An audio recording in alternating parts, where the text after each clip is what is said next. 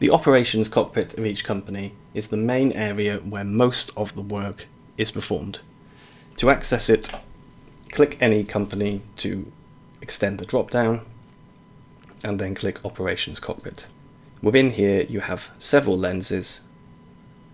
The airport lens will display all airports. The base lens will display all places where you have either buildings or agreements. If you're in a partnership, you will also see airports where you may not have any facilities but partners do. The airport lens shows you where your aircraft currently are. You can add images for each of the aircraft yourself, that will be covered later, and you can also see statuses such as this one is in a hangar and this one is currently subject to parking fees because it is left outside. The demand lens is a tool for checking where there is demand in the system, either to or from any airport in the FSCharter. It is covered in a later video related to demand. The route lens is where all of your routes are shown, including the details in the doc about each route with its prices, minimums, and current demand.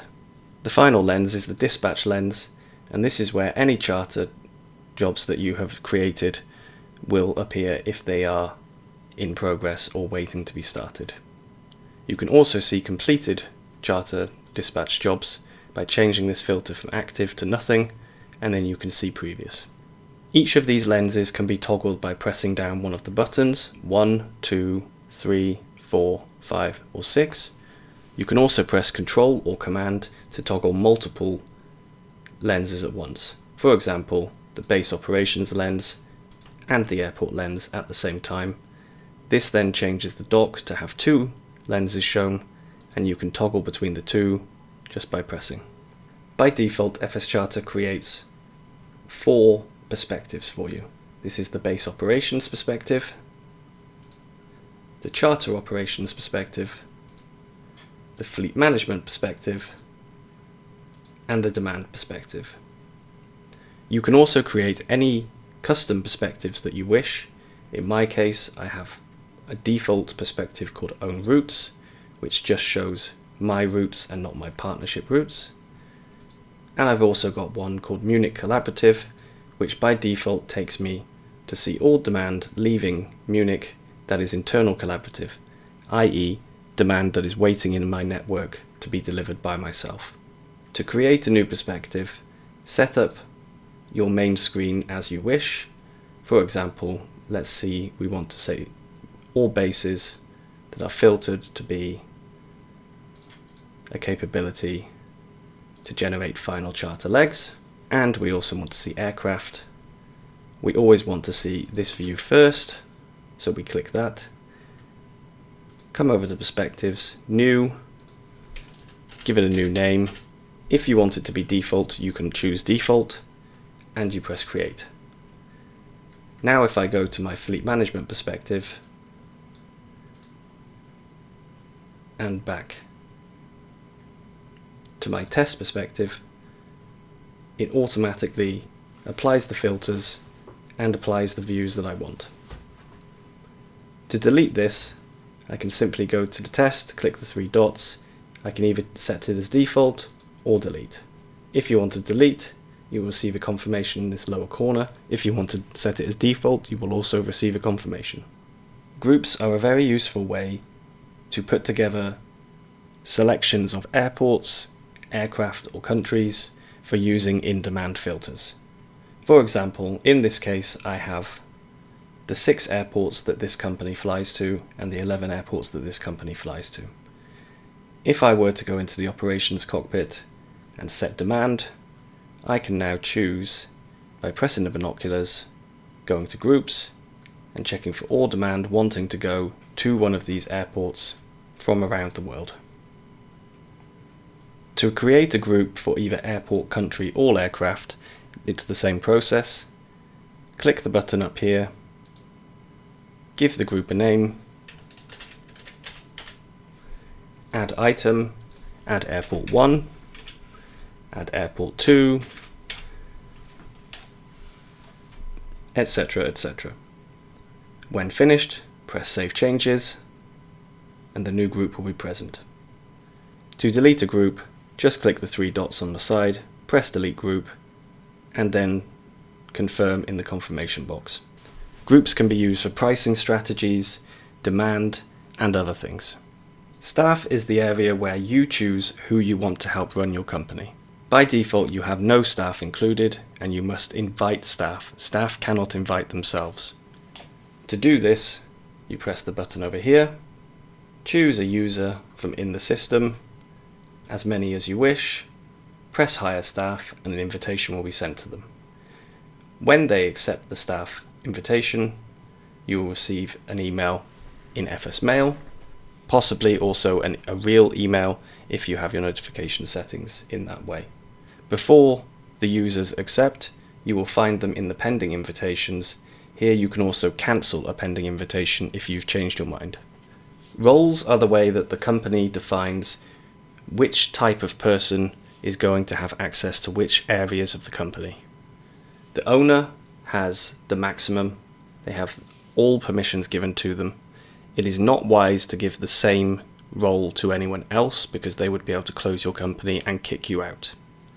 However, you can make any roles that you wish. In this case, there are several, and you can define for each role the icon, the color, the privileges, and the notifications. Privileges are not discussed in detail due to the number of privileges in here. Take care when giving privileges to people to make sure you don't give them privileges that you don't want to. And with notifications, you can decide which type of staff receive which type of notification. For example, dispatchers probably don't need to know when new staff members join.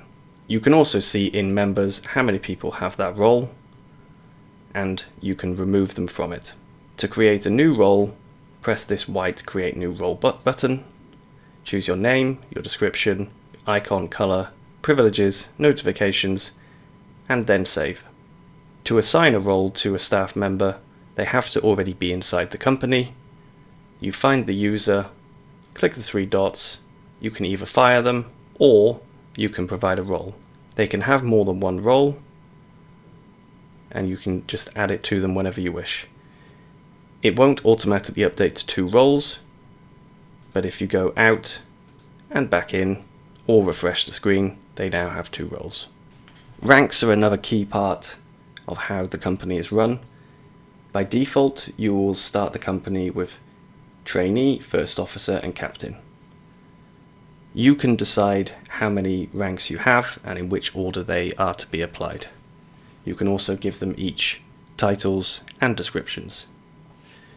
Within each rank, you can decide what the minimum rank required to achieve that rank is. The orange section is the rank that is required to join the company at this particular rank, and the green rank is because in this case I've allowed allow bypassing application, meaning that anyone with a level 25 or higher does not need me to accept them. They are automatically accepted. Anyone between 15 to 25 would have to wait for acceptance, and anyone between 1 to 15 would not be able to see this contract. The reason that ranks are linked to contracts is because every time you create a contract, you add the ranks in that you want to be available on that contract. Therefore, pilots who don't meet a certain rank can't apply for certain contracts, or may be able to only apply for certain tiers of contracts because of their current rank. For each rank, you can choose the accessible aircraft. This can be done via categories such as SEP, MEP, business, regional, short range, long range, or helicopters. It can also be done using tail numbers, types of aircraft, or simply any company aircraft. You can also decide for each type whether you want to allow relocation. Contracts are where you decide how you're going to pay your pilots, how many hours they are going to work for it, how much money they're going to earn, and what type of rank is required for each contract. In the case of this company, there is one specific contract for partners, just so that they are able to move aircraft at a very low pay. There is an auto-accepted contract with only 5 hours requirement, and then 2 100 and 10-hour contracts.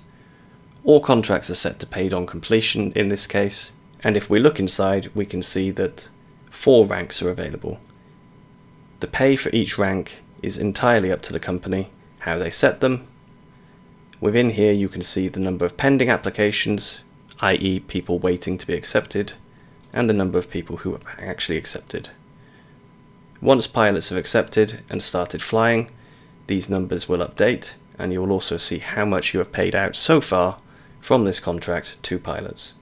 To create a new contract, press the white button, enter a title, a description, the number of hours that you want the pilots to work for, and then you can turn on pay on completion if you wish to force them to fly the entire number of hours before they are paid, or if you leave it unticked, they will be paid pro rata. You can also allow application withdrawals by clicking here, and you can either allow them to withdraw for free, or you can put a charge. Once you're happy with the details of the contract in here, press Create Contract Type. If you want to add ranks to that test contract so that pilots can actually fly it, you click inside, go to the Ranks and Pay tab, and you can add ranks. You can choose any ranks to be added that you wish, and you can set the pay for them however you wish. When you're happy with it, press the X, and it will be ready to go and available on the contract marketplace. The partnership screen in itself is very simple. If you're a member of a partnership and you are not the partnership owner, you will simply see the name of the partnership, the logo, and the code, as well as the members who are currently in the partnership. If you wish to leave the partnership, the button over on this side will let you leave. If you are the owner of the partnership, you have the option to edit the name, edit the code, and edit the color. You can also edit the logo by pressing on the logo itself and uploading an image. You can choose the members to join, you can invite new members, and you can also remove members as you wish. The finance screen is where all of the company's financial activities are shown. In here you find the description, the category, the amount, the balance after, who was the payment coming from and who was it going to, and when it happened. Along the top you can see the bank balance, the net worth, and the current month profit. If you wish to inject money into your company, press Add Funds, and this box appears. Choose how much you wish to move, and then Make Transfer. Press the confirmation button in the lower corner, and the £1,000 has moved over. Clicking on this tab, you can see the current company assets. This tab shows the recurring costs for items such as slots, stands, and others. In My Loans, you can see any loans that you have active, and in the available loans, you can see the current loans that are available to you. Each of these loans has a maximum loan amount. The expansion fund has a maximum amount of 10 million, and the cycles is between 12 to 48. You can see here the quote for the loan, how much you expected to pay per cycle, with a cycle being 40 hours. What is the total growth over that time? How much is the total interest? The total amount to be repaid, the cycles, and the interest rate per cycles. If you're happy, press Take Out Loan, and the money will be deposited. The settings screen shows information about the company, as well as allows you to change various features of how the company works. In the top you see the name, then you see the air operator certificate that you currently have, and this is also where you would upgrade if you wanted to. In this case we have the highest level, so we do not need to upgrade. The company clock shows how much active flying time has been happening recently, with each block being coloured based on how active during that 3-hour period. So a 3-hour period from 9 till 12 with 3 hours is bright yellow, whereas 0.15 during 12 till 3 is only a dark yellow. You can also see underneath the number of active hours, the average per day, and the total number of active days. Underneath you change your settings for notifications as to whether you wish to be notified by email, only in FS Mail, or also in Discord. At the bottom of the screen you have even more options, including an accept asset transfers. If you click this option, it means that other companies are able to transfer their assets directly to you when they close the company. Below this you have the company owner salary percentage. This will pay the company owner a percentage of the profit per month, not the capital. So if a company has £200,000 profit at the end of the month and you've set 10% salary, they will be paid £20,000. There is also a SimBrief integration option where the company can change the code that is automatically sent to SimBrief when using the active job function in the top left corner. You can export the company logbook by choosing dates between and pressing export. You can also export the company payments in the same manner. At the bottom is the big red box to delete a company. Do not press this unless you are absolutely certain that you wish to do it.